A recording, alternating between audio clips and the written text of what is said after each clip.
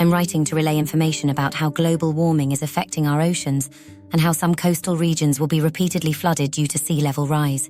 My life has been affected several times by sea level rise and oceanic unpredictability due to atmospheric changes and its effect on the regional weather patterns. I will never forget the moments I stood in the silence of the eye of Hurricane Katrina, standing on a table in a hotel in South Beach, Miami, as the hurricane made groundfall.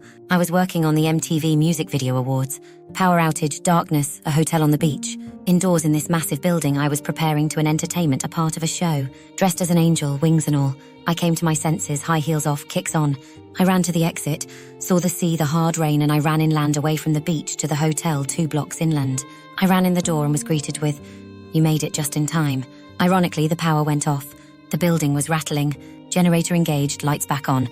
Hotel, restaurant and bar employees said, "All the food and drinks are on the house. Stay away from the doors and I think windows." Though I didn't remember any glass, I think others and myself, we ushered to a series of interior rooms. I went through some hallways and cracked open a door. The power and roar of the wind was far more intense than I could imagine. I had to pull the door shut and go to my room. In my room, I was joined by 2 of my co-workers. They took the bar up on drinks. I decided to try to track the storm. It was on a Weather Channel radar image. As I looked at the radar image, I looked to the Gulf and thought, "You're going to go through the Gulf. I hope it doesn't hit New Orleans." Silence fell over the room. My first hurricane. The building stopped shaking from pelting rain and wind. It was utter silence and calm. We were in the eye of the storm. I continued looking at the satellite radar image on the screen. The silence lasted pretty long. Then as I somehow thought, what about New Orleans? A haunting feeling, a familiar one. Like one day as I stood on a rooftop on the western edge of Manhattan, looking at and listening to the sirens and horns of fire trucks and police cars driving to the World Trade Building, then the World Trade Buildings. I had an intuition, skin-crawling feeling that the buildings were going to fall down. I was with my co-workers and mostly all I could say was no. The fire people and police shouldn't go in, they will die when the buildings fall down. Maybe it was a logical thought. To me it was a done deal. For me, from the first hole in a World Trade Center building, I thought and said the building's coming down. My co-workers who watched the second plane hit the other building with their bare eyes were still unconvinced the buildings would fall. I didn't see the second plane crash into the second tower as I'd gone inside to look for a video camera. For me, when I was in the eye of Hurricane Katrina, I had a feeling I was safe, yet others were not. I was sent to New Orleans on a performance art tour shortly after. I was assigned to the 5th Ward along with 5 other artists from Estonia. I knew I had to do something to honor the people who lost their lives in the flood when the seawall was breached. I salvaged a long white dress from an abandoned house. I washed it by hand to get it as clean as I could. Then I coated myself with oil. I took on the energy of the flood, the rising water, my last rites. Alone, climbing higher and higher to escape the water, anointing myself with oil so even if I drowned, I was separated from the flood as long as I could. I can just tell you I've drowned 2 times, and both times I was blessed by people who resuscitated me. The first time I watched myself being resuscitated from the vantage point of a tree. I then some years later went under deep water and couldn't get up. I'd breathed the water. I was rescued as I was with others and I was pulled out. I was not conscious. I woke to the burning heaving of water exiting my lungs and mouth. I can go on and on about being pushed hard against the sea's bottom, going ashore, playing on waves. The sea is really powerful. Blue water sailing in the South Pacific sounds so nice until people on your boat start breaking bones and you're weeks from land and storms last week sometimes. You may wonder why I'm telling you this. You don't want to tempt fate as the ocean expresses its fury onto the shores. We may experience sea state uncharted at this time. I can tell you that drowning is no fun.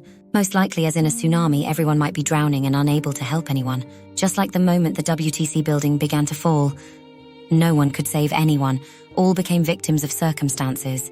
The research from NASA's Jet Propulsion Lab satellites have been monitoring sea level rise, and the ocean's levels are rising more quickly than anyone's felt comfortable to say. I once had a dream, a premonition about an earthquake to take place in Turkey. I was invited to go there and I said no. I dreamed of faces in rubble in Turkey and I promised someone I wouldn't go. 3 months later, the day I would have been there, my friends were in an earthquake that killed 40,000 people. They were scheduled to fly to Paris to meet me the next day. They survived because they paid extra to stay in an American hotel to take showers and a good night's sleep. But the earthquake happened and the building they stayed in was standing among many fallen buildings.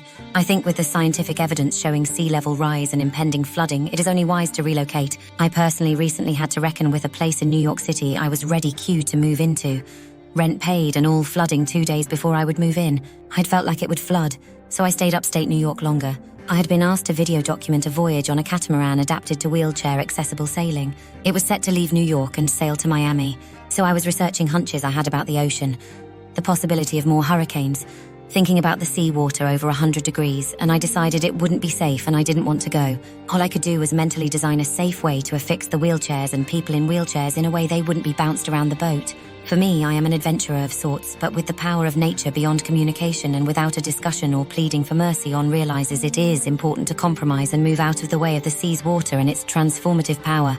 When I realized that my feelings about New York City flooding were coming true before my eyes, I was glad I didn't move into the apartment that flooded. I listened to my gut and it worked out. I avoided being in the flood. For me, it seemed obvious that it would flood, and it did.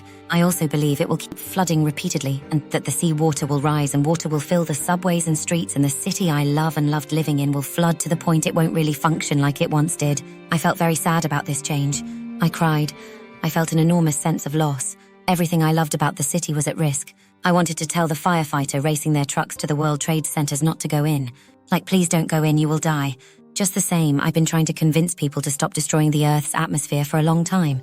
I can only encourage people who live in coastal cities to accept the reality of rising times and move to higher ground. You have the chance to save yourselves. The flooding may take some time, but the storms will be dangerous. Please save yourselves and your families. You are afforded a warning the World Trade Center victims weren't. NASA's JPL has monitored the sea's rises and its impending continued rise, so we are afforded the luxury and data, intuition and logic. It's time to adventure inland. I got on a train and landed Nebraska for a few days. It was rather nice, I liked it, but I was offered a job in the mountains of Colorado, so I journeyed onward.